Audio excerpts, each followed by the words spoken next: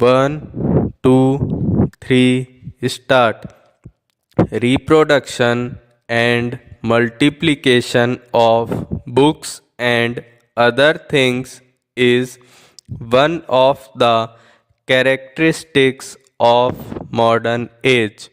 If someone wrote a book in ancient times, the writer could have only one copy of the handwritten manuscripts. If more copies were required, the whole thing had to be rewritten in hand by a scribe, which was an expensive and an arduous job. Today, on the other hand, if we want reproductions of a book or a given event, we have at our disposal not only the printing press but a few other scientific devices. Multiplication of things in the present age appears to be a mere child's play. In earlier days, if a good drama was staged and it happened to gain popularity, only those could benefit from it who were physically present when that play was staged. That is because the actors could not manage to be at more than one place at a time.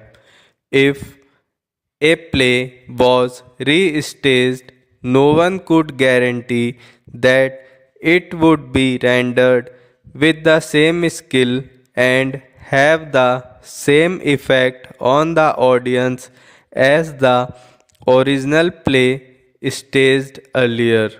All that has changed today. Now we can have a play staged simultaneously at several places.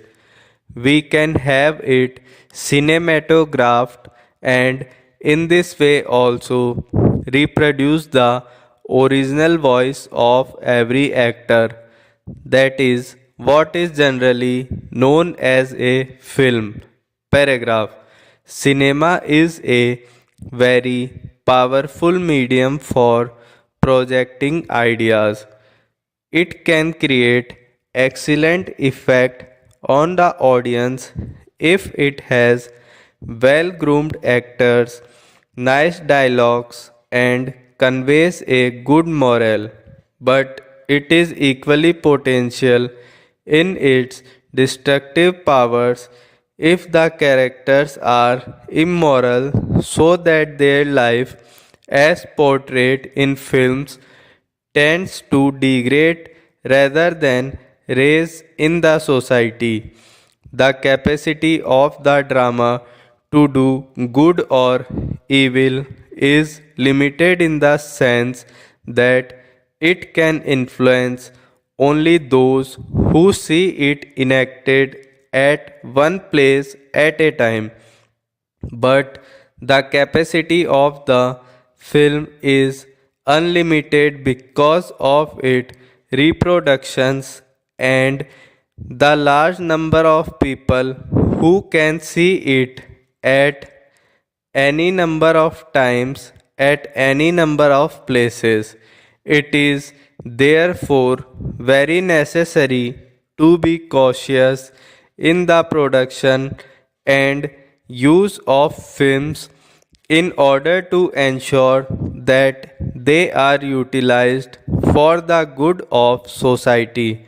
Broadly speaking, cinema may be said to have three main objectives, namely education, recreation, and propaganda, and these have utmost importance. Paragraph. After all, books can give only a part of the knowledge which is desirable for man to acquire. Far more than books, It is the experience, the contexts and the environments which go to constitute an individual's knowledge. Cinema can be a great help in acquiring knowledge from all these different sources because it can extend to incredible limits the field of our visual and auditory experience. It is a truism that things which we see with our own eyes influence us far more than things which we hear from others' mouth. Things which we see on the screen may not be leaving as lasting an impression on us as things which we seen in our actual life, but nevertheless, scenes of the screen are more effective than description read in print or heard through ears. Paragraph. As for recreation, it is also of many kinds. There is recreation which, besides being entertaining, is also educative. There can also be something which is recreative but morally injurious. I cannot claim to have seen many films. Actually, I have not had many occasions to see them, but I am told by many a friend that quite a number of our films belong to the latter category and that far from being a genuine source of recreation or education, they only stimulate sensuousness. Much films have a particularly bad effect on younger minds. Maybe that such films are more popular than others. It is also possible that such films may be more paying. It might be said by some that films are produced on a commercial basis and therefore the producers have to produce only what is in demand. It may also be said that the principal function of the cinema is to provide entertainment, in which case producers have to be guided by popular taste. All these good points might be put for the sake of argument, but I would like to point out to those connected with cinema industry that if they want to render real service to the public, and I do believe it should be their ideal, all these arguments should be of little consequence to them. At any rate, these are secondary considerations.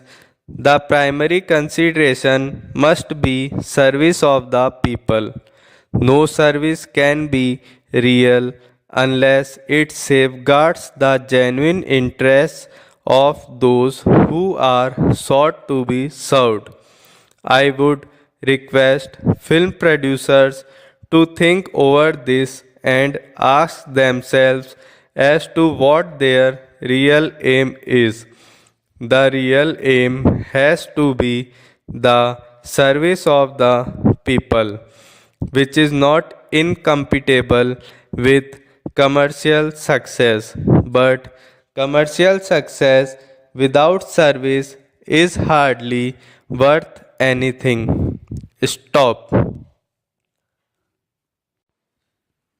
For more videos, subscribe this channel and press the bell icon.